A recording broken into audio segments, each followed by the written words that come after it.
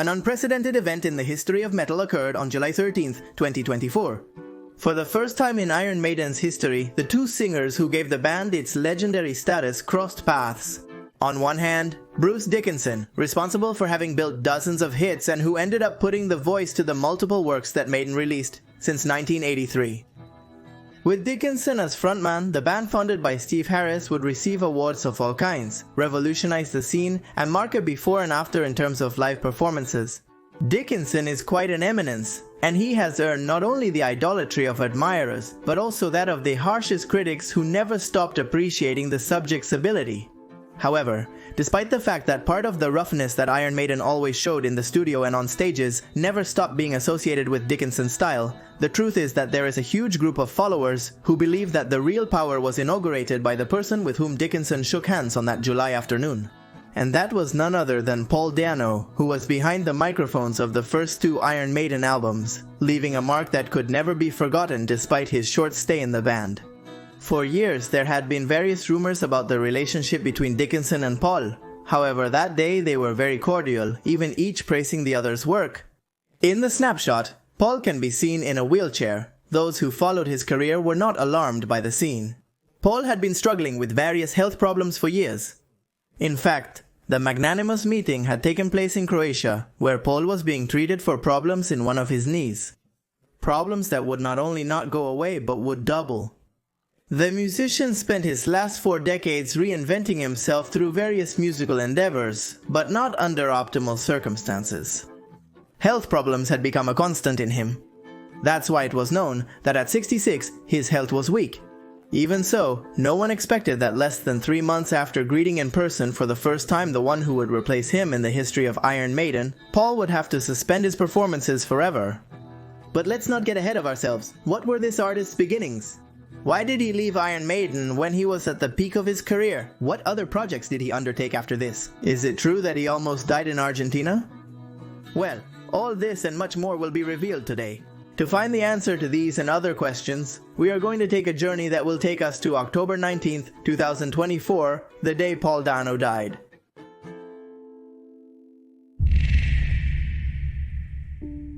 Impossible to know if the boy who was born on May 17, 1958 in London cried when he left his mother's womb. We do know that his voice would later become synonymous with anger and aggression.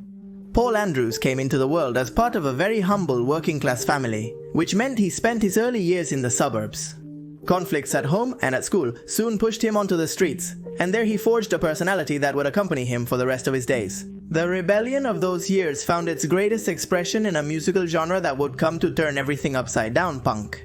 This movement, in the hands of poor young people eager to express themselves in a society that left them aside, captivated a young Paul, who would soon join their ranks. However, although the unrestrained attitude of punk and the no future would change his way of seeing things forever, many other styles of music were arriving in London at that time. Although he would later say that the Ramones were his all-time favorite band, Paul would develop a particular obsession with hard rock. By age 20, the young man had participated in numerous projects, revealing his strong personality and great talent. While for some boys accustomed to frequenting seedy bars, Paul was a known figure, he still did not qualify as a musician. After all, there were not a few boys who sought to make a living and express their frustrations by writing songs. Nobody, not even Paul himself, was prepared for that to change overnight. And the kickstart that would shape his destiny and that of heavy metal in general would end up being formed when a boy named Steve received him to audition for his band. The band had just gotten rid of their singer, with whom they hadn't recorded anything yet. It was a serious group that was eager to lock themselves in a studio to make history. Paul felt comfortable playing with them. Even though they didn't play punk, they had a lot of it in them. They hit it off right away. What would follow were dizzying years and a meteoric rise. The band that Paul had joined soon made a few performances all over the United Kingdom. They were called Iron Maiden. They had an unheard of power until that moment, and they quickly gathered a following. The rumor spread by word of mouth, with little press involvement. Among the youth, it was known that if Iron Maiden visited your city, it was a must-see event. Knowing that they had the approval of those who enjoyed a heavy style of music, the band didn't waste time and released an EP called the Sound How Tapes. A hit? Well, it reached 4th place on the British charts. Well, it reached 4th place on the British charts, and rumors about the band began to transcend. The group expressed their passion for them, and suddenly a whole phenomenon had taken shape that ended up inspiring the genre to be revitalized, and so many other subcurrents were born. Iron Maiden delivered a fresh, raw, and energetic sound. And much of the blame was on Paul, who with a combative, aggressive, and forceful style, helped pave the way for the monster he had created.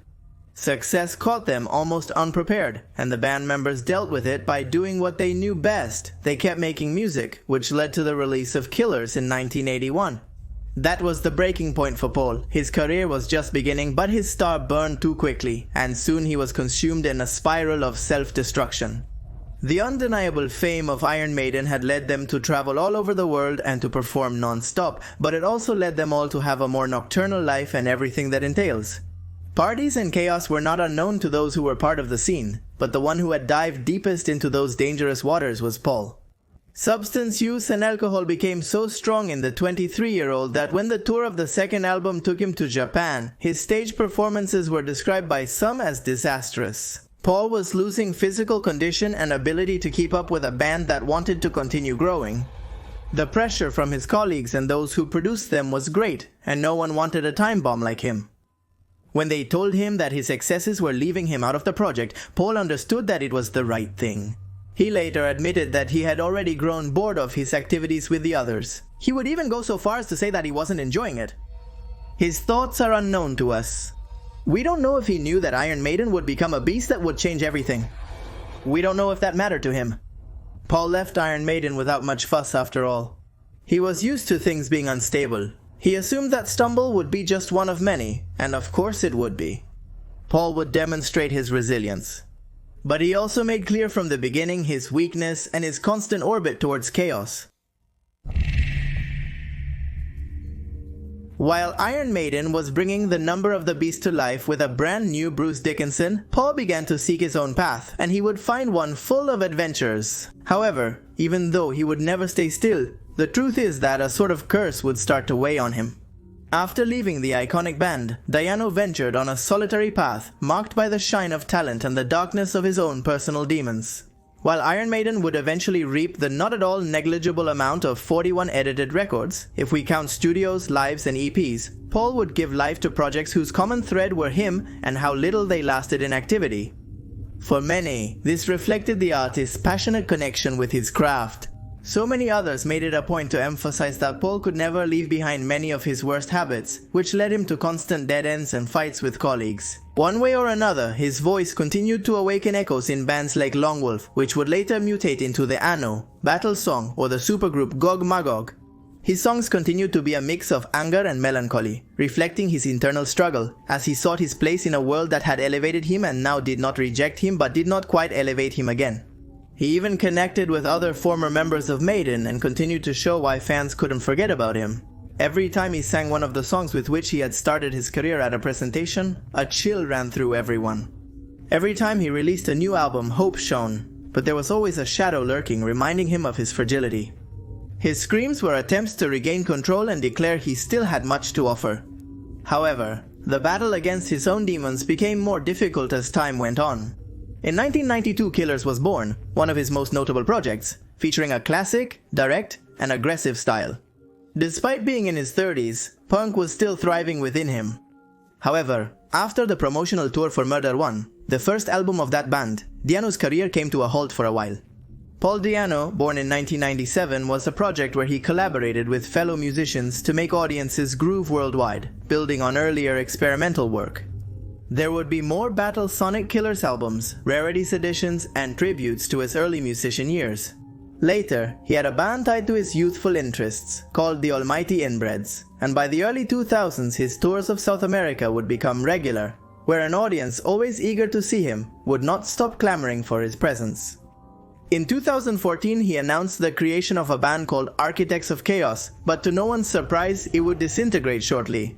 In 2015, Paul traveled to Argentina for a tour, playing classic songs. There he would be seen in a wheelchair, somewhat deteriorated. Still, his commitment would remain absolute. However, that trip was almost the last one, and that's how our story goes back to the beginning. The Argentine public loved Paul so much that when they asked him to stay longer in the country to give more shows, he did, ignoring some medical warnings and certain symptoms that they tried to appease with painkillers and adrenaline.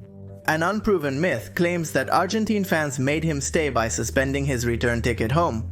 After 10 unplanned shows, the musician now got on the plane to return to England, and the complications immediately began. His appearance frightened everyone around him, and a doctor examined him immediately upon landing. The diagnosis was severe. They gave him 45 minutes to live. If something wasn't done at that moment, it would be impossible to save him. But what happened to Paul? In short, he had sepsis. Sepsis occurs when an infection triggers a reaction throughout the body. Bacterial infections are the most common trigger, but other infection types can also cause it. Infections often occur in the lungs, stomach, kidneys, or bladder. Paul was able to be hospitalized and spent long and torturous months in a hospital where professionals tried to make him understand that he was going to have to change his way of life. While he was hospitalized, other infections took over his weakened body and the ordeal became uphill. These were months that helped him think about his past, his present, and above all his future. He was overwhelmed with anguish, anxieties, and was diagnosed with several disorders stemming from these dark feelings. But whenever the worst thoughts cornered him, his raging spirit stood in the way. In an interview he said, "I'm full of pain and infections, but I want to keep playing. I'm not a damn crybaby." Witnessing his affectionate interaction with fans on social media led them to believe they could support their idol. Many stepped up to help the musician during his financial troubles. A situation that did not improve when the US government found out that the man was doing shows all over the world. Paul had been secretly collecting a disability pension. When that fraud was formalized and the musician accepted the blame, his financial problems only deepened. This caused other unfriendly stories to come to light. It was thus revealed that the artist had been arrested in the United States in the early 1990s after threatening a girlfriend with a knife. He was also accused of drug-related offenses and firearms, which had banned him from touring North America for several years. Paul had found redemption in everything. His apologies were always sincere, with tears filling his eyes whenever discussing his recent hardships.